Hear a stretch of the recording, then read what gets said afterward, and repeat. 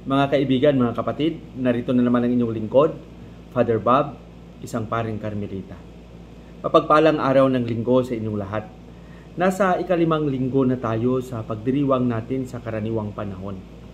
At napakagandang pagnilayan natin sa linggong ito ang mga isinisaad ng ating mga pagbasa, lalo na ng ating Ebanghelyo. Nakakatuwa at napakagandang balikan natin ang mga nagawa natin, lalong-lalo na ang mga kabutihang ginawa natin na tinutulak tayo ng bunga ng ating mga pagninilay.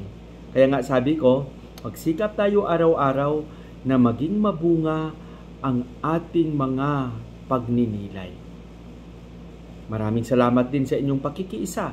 Maraming salamat sa inyong patuloy na pag-share ng vlog na ito sa inyong mga kaibigan, sa inyong mga kakilala.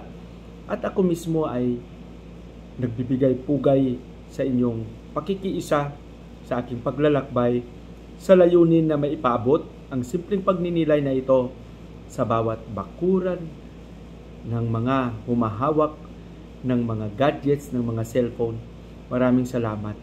At kahit paano, makarinig din kayo at maibahagi ko rin ang napakasimpleng pagninilay na ito. Sa linggong ito, ang ating Ebanghelyo ay ibabahagi sa atin ni San Marcos, Kapitulo 1, versikulo 29 hanggang 39. Napakagandang balikan natin ng mabuti ang mga ginawa ni Jesus, lalong-lalo na sa patuloy niyang pagpaparamdam at pagpapadama ng kabutihan at kagandang loob ng Ama. At dito ay talagang ipinakita niya sa pamamagitan ng pakikinig, pagpapahayag ng mabuting balita, at pagpapagaling din mismo ng mga may sakit. Lalong-lalo na yung mga nagdurusa sa kanilang buhay dahil sa kanilang mga karamdaman. Dito, sa mga ginagawa ni Jesus, talagang hindi maiwasan na hahanapin siya ng mga tao. Kaya nga sabi ng mga tao, sabi ng iilan doon, sabi niya, everyone is looking for you.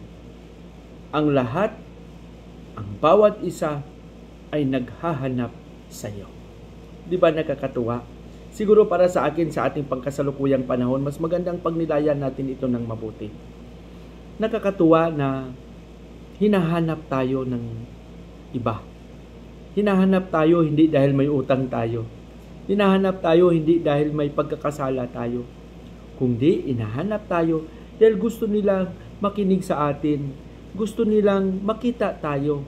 Gusto nilang nasa katabi nila tayo palagi. Di ba napakaganda? Sana kung hahanapin man tayo, hinahanap tayo dahil sa ating kabutihan. Hindi yung hinahanap tayo dahil may nagawa tayong hindi maganda. Siguro napakasimple lang yan na sa ating patuloy na pagkikisalamuha sa bawat isa, hindi natin alam, may mga taong nakapansin sa atin, may mga taong nagandahan sa ating pakikipagkapwa, may mga taong inspired sa mga sinasabi natin, may mga taong tuwang-tuwa na makita tayo. Kaya tayo hinahanap.